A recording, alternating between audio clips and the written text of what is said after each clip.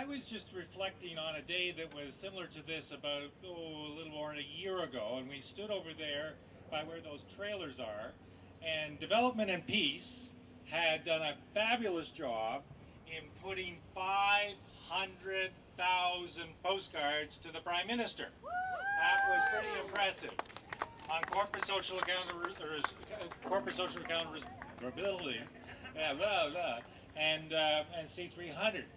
And you know, at times in this kind of exercise, it's pretty frustrating. You really wonder what it is you're accomplishing. Well, actually, you folks have accomplished a great deal in a year. In a year, we have won a vote in the House. It was a tight vote, but we won. And we only won because of people like you. In the course of a year, the government appointed a corporate social responsibility counselor.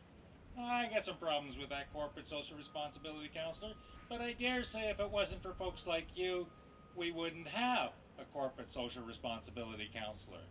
In the course of a year, the government has set up a website and a Center for Excellence in Corporate Social Responsibility.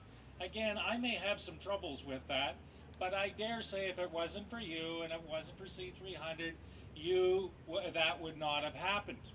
In the course of a year, we've had over 21 hours of hearings at the Foreign Affairs Committee, and I see my friend Paul Dewar here, and he sat through each and every one of them. Some of them better than others, but nevertheless sat through it. And I want to recognize my colleagues in the opposition who really supported this, the NDP, the BOC, and the Liberals as well.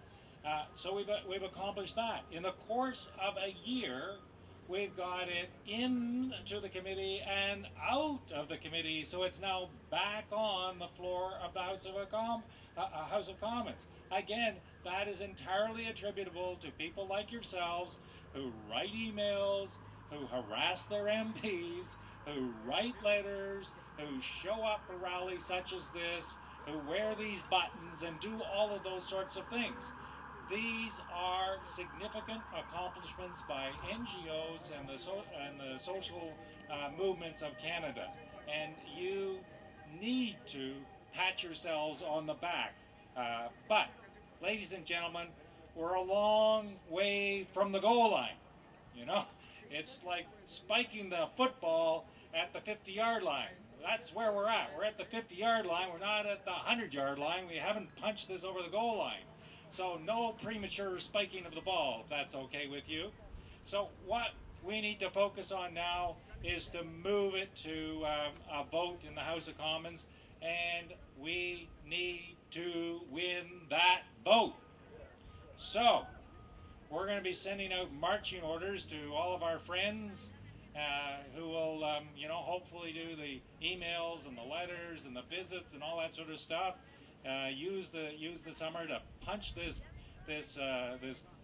bill further along, because the government is dead set against this, and you have literally the most powerful corporations in Canada dead set against this tiny little bill. You have, by your efforts, generated worldwide interest. I think we've lost count of the number of interviews, television articles, all that sort of stuff, websites, Facebooks, that has been C-300 has generated. And again, it's entirely attributable to people like yourselves, people who care about this issue, who not only care about the general issue, but care about the specific issue that's being advocated today with respect to El Salvador. So I'm going to finish there. Again, I would emphasize the point: we don't go anywhere without folks like yourselves. You know, the Prime Minister could call on 450,000 civil servants. I've got 1.5 people in my office. So, and the only way I'm going to equalize this playing field is that folks like you join in, get behind it, and do whatever you can do in order to be able to move this agenda along. So thank you again for all of your hard work. Thank you.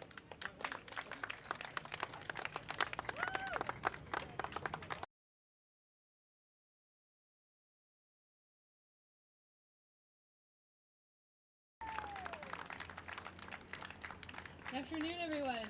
My name is Caitlin. I'm a youth rep at Development&Peace. We're the Canadian Catholic Organization for Development and Peace and the official development agency of the Catholic Church in Canada, as well as the Canadian member of Caritas International.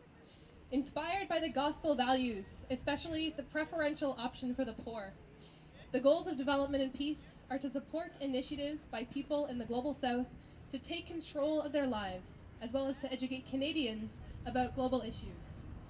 For the past 42 years, Development and Peace has supported thousands of grassroots projects all over the world that are striving for peace and justice financially and through advocacy and solidarity.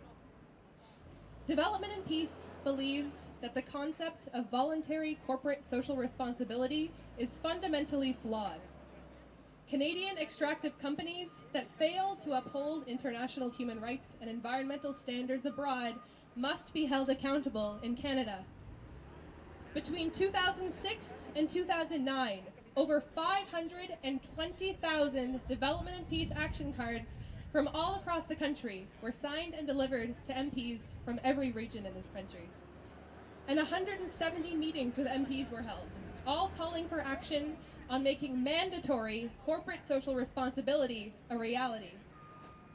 Working in solidarity with partner organizations in Africa, Asia, and Latin America, our goal has been to convince the Canadian government to develop legal mechanisms that would require Canadian mining companies operating in these regions to act in a manner that respects human, social, and cultural rights and are environmentally responsible. We support Bill C-300 because we believe it is a step in the right direction towards restoring Canada's reputation as a rights-respecting country that always puts life before profit. Archbishop Oscar Romero of El Salvador, assassinated in 1980 for standing up and speaking out against the injustices in his country, said, "Peace is not the product of terror or fear. Peace is not the silence of cemeteries. Peace is not the silent result of violent repression. Peace is the contribution of all to the good of all. Peace is dynamism. Peace is generosity. It is a right and it is a duty. Our brothers and sisters in the Global South have a right to peace, free from fear, free from destruction, and free from oppression. Without mandatory corporate social responsibility, we cannot uphold our duty to work towards building that dynamic and enduring peace. We call on all of our elected representatives to ensure that Bill C-300 passes its third and final reading. Let this be a small step towards creating a world where life always comes before profit. Thank you. Gracias. Merci beaucoup.